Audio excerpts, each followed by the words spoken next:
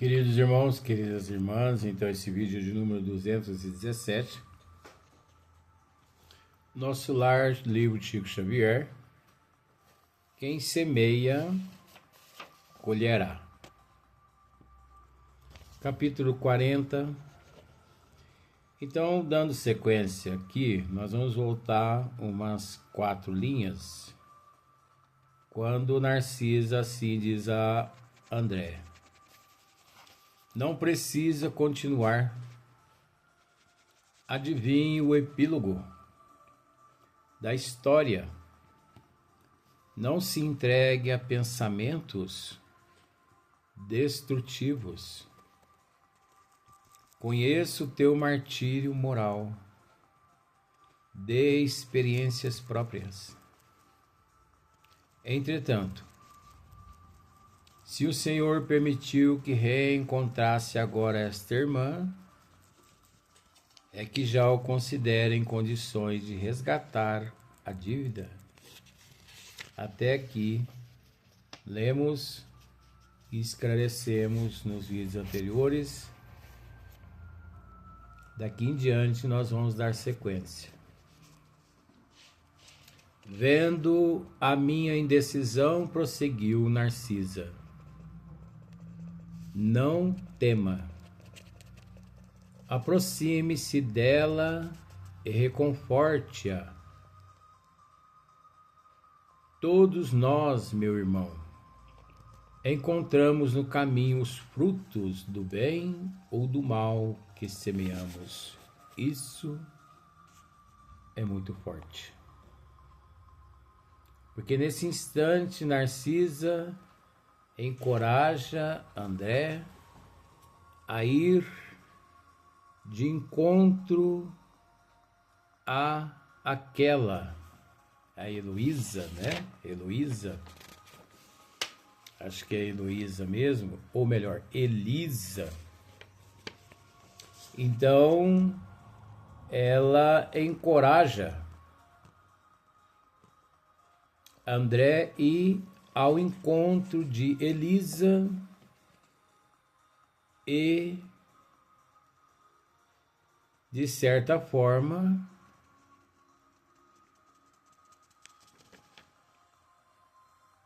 pedir perdão. E ainda disse ela a ele: não tema, aproxime-se dela e reconforte-a. Todos nós, meu irmão, encontramos no caminho os frutos do bem ou do mal que semeamos. Todos nós, gente, encontramos no caminho o qual nos encontramos nesse ciclo evolutivo, os frutos bons ou não que nós semeamos. O caso de André, nesse exato instante, não sei se você se lembra, ele, quando moço, aqui no corpo físico, ele, de certa forma, iludiu a cabeça, a mente, o coração de Elisa. Elisa fora empregada em sua residência. Mamãe de André, por várias vezes, lhe chamou a atenção para que ele tomasse cuidado com aquela intimidade com Elisa. Mas sabemos o quanto é difícil conter não só o primitivismo, quanto esta impetuosidade. Ainda mais ele, materialista, orgulhoso, que não tinha conhecimento dos desígnios de Deus. Obviamente, a desrespeitou. E por esse motivo, a família de André a pôs para fora de casa. E ela, para proteger André, ela não acusou André. E o mais interessante é que os anos se passaram. André casa, teve filhos, família, desencarna, muitos anos nas regiões umbralina, acolhido por Clarencio e outros amigos da colônia Nosso Lar, trabalhando no pavilhão de retificação,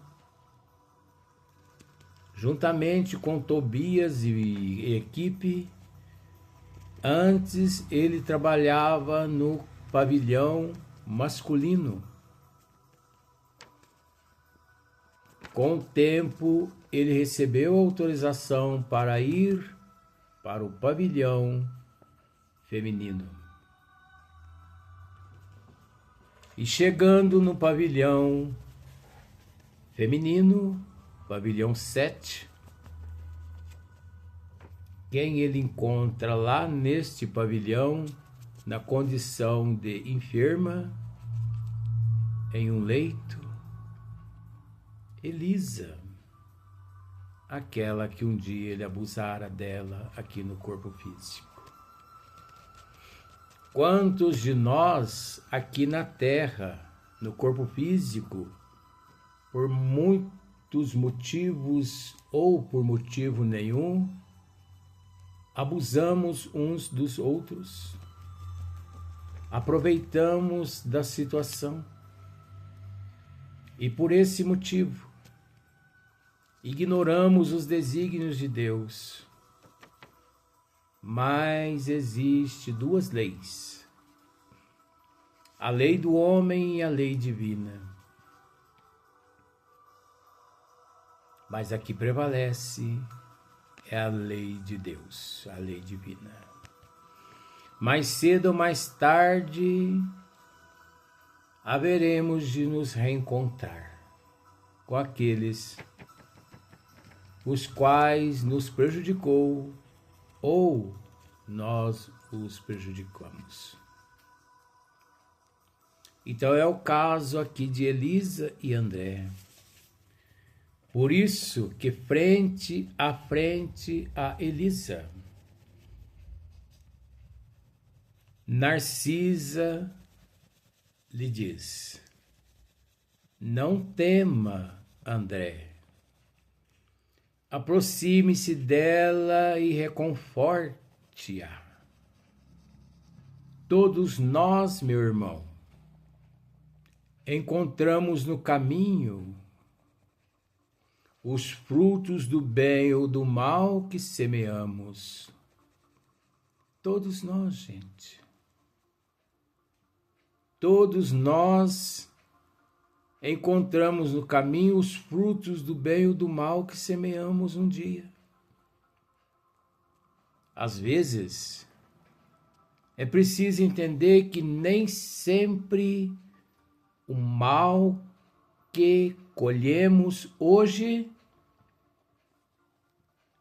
é proveniente de existências passadas. Nem sempre o bem que colhemos hoje proveniente de existências passadas, e sim da atual existência, a depender da forma conforme agimos, nos comportamos. Esta afirmativa não é frase doutrinária, disse Narcisa a André. É realidade universal, André. tenho colhido muito proveito de situações iguais a esta. Bem-aventurados os devedores em condições de pagar. Bem-aventurados os devedores em condições de pagar. Que ela, com isso, quis dizer a André: bem-aventurado os devedores em condições de pagar. Significa que feliz todo aquele que, mediante os débitos do passado ou até mesmo do presente, ciente se encontra a respeito dos males causados ao outrem. Ciente, consciente, porque é preciso entender que, mediante todos os males que praticamos, existem 3 ordens. A primeira ordem é reconhecer o mal praticado. A segunda ordem é pedir perdão. A terceira ordem é reparar o mal praticado. Pois nós sabemos que em uma existência praticamente nós conseguimos, naquela existência, o indivíduo consegue reconhecer o mal praticado. Pedir perdão e ser perdoado, às vezes, quase sempre não. Reparar, quase sempre, muitas vezes também não. A não ser através da reencarnação, onde todos temos a oportunidade da redimissão, devido ao véu do esquecimento do passado. Então, bem-aventurados os devedores em condições de pagar. Bem-aventurado. Bem-aventurado aqueles que têm conhecimento do mal praticado. Bem-aventurados aqueles que conseguem entender que estão falhos, que falharam. Eu admito o mal praticado. Eu admito que errei. Eu admito. Esse é o bem-aventurado. Desculpa. É reconhecer o mal praticado. Por isso, bem-aventurado. Porque até reconhecer não é fácil. Pois todos os males que praticamos têm origem no orgulho, no egoísmo, na inveja, no ciúme, na avareza, na arrogância, o que quase sempre nós não admitimos que somos orgulhosos, egoístas, ciumentos, invejosos e avarentos. E se alguém chega e me diz, você é egoísta, orgulhoso, eu retruco e digo que não sou orgulhoso e egoísta. Mas o fato de admitir que não sou orgulhoso e egoísta significa que já admito que sou. Porque só o fato de você admitir que você não é, significa que você é. Porque se você realmente não é, você de certa forma consegue compreender a situação e age com humildade. Então, bem-aventurados os devedores em condições de pagar. Você sabe que fez mal a alguém? Sei. Estás ciente disso? Sim. Eu preciso te dizer algo mais? Não. Então vá até ela e procure se redimir. Procure se redimir enquanto há oportunidade. Porque pode ser que aquela oportunidade não torne mais a sua vida. Então, bem-aventurados os devedores em condições de pagar. E percebendo-me a resolução firme de empreender o necessário ajuste de contas, acentuou Narcisa. Vamos, mas não se dê a conhecer. Vamos, mas não se dê a conhecer por enquanto. Faça-o depois de beneficiá-la com êxito. Quer dizer, Elisa, naquele instante, não iria reconhecê-lo. Ele podia se reaproximar-se dela, que ela não iria reconhecê-lo. Ele iria auxiliá-la, ampará-la, e mesmo assim ela não iria reconhecê-lo, devido à faixa vibratória na qual ela se encontrava naquele instante. Continua nossa irmã Narcisa. Isso não será difícil, pelo fato de continuar ela em cegueira,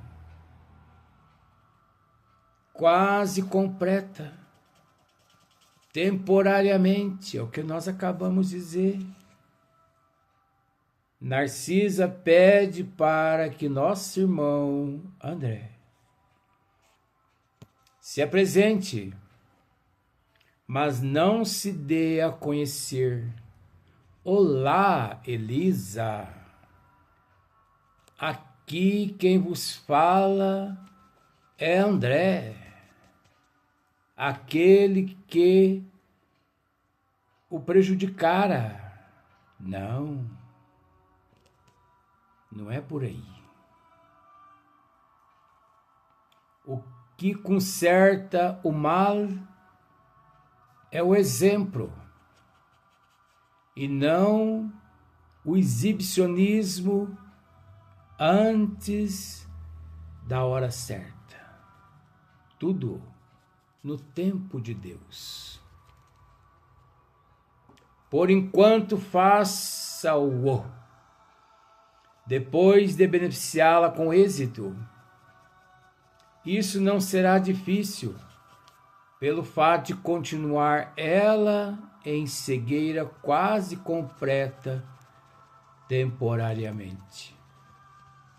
Pelas forças que a envolvem, noto-lhe a triste característica das mães fracassadas e das mulheres de ninguém. Olha que tristeza. Narcisa, reforçando a situação da cegueira temporária de Elisa a André. Pelas forças, André, que a envolvem, Noto-lhe a triste características das mães fracassadas e das mulheres de ninguém. Das mulheres de ninguém. Esta situação é trágica, triste, dolorosa. Das mulheres de ninguém. Quais são estas nossas irmãs que não são de ninguém? As nossas irmãs meretrizes que vivem, de certa forma, imantadas nesta ilusão da promiscuidade, da prostituição, porque existe o prostituto. Porque se não existisse o prostituto, naturalmente a prostituta não existiria. Com perdão a estas colocações. Mas esta é a realidade. Com todo respeito e não generalizando mais, o bicho homem é covarde. Por que covarde? Porque 99,9% dos homens, quando procuram as meretrizes em seus haréns, eles as procuram escondido, porque eles acham que não podem ser vistos pela sociedade. É uma vergonha. Fulano, cicrano, bertano ser visto em meio a esse tipo de mulher. Mas é interessante que as nossas irmãs, elas não têm vergonha nenhum de assumir a chaga que as faz naquele harém se encontrar, pois elas, generosamente, educadamente, elas recebem aqueles prostitutos e, de certa forma, sem vergonha nenhuma, sem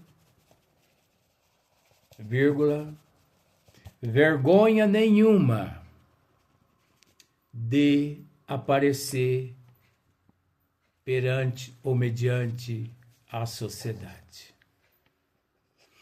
Então, estas nossas irmãs são consideradas, na maioria das vezes, mães fracassadas, depois de tanta luta, e também das mulheres de ninguém, que uma vida secular viveram as ilusões da carne, procurando satisfazer um aqui, satisfazer outros ali, mas terminaram ou terminam a vida física praticamente a só, ou praticamente a sós. Então, continua. Aproximamo-nos. Tomei a iniciativa da palavra confortadora. Elisa identificou-se dando o próprio nome e prestando, de boa vontade, outras informações. Havia 3 meses que fora recolhida às câmaras de retificação. Observe que até esse exato momento Elisa não o reconheceu. Interessada em castigar a mim mesmo, diante de Narcisa, para que a lição me penetrasse na alma com caracteres indeléveis, perguntei, E sua história, Elisa? Devo ter sofrido muito. E sua história, Elisa? Devo ter sofrido muito. Lhe responde. Sentindo a inflexão afetuosa da pergunta, sorriu muito resignada e desabafou. Próximo vídeo. Sequência a essa história.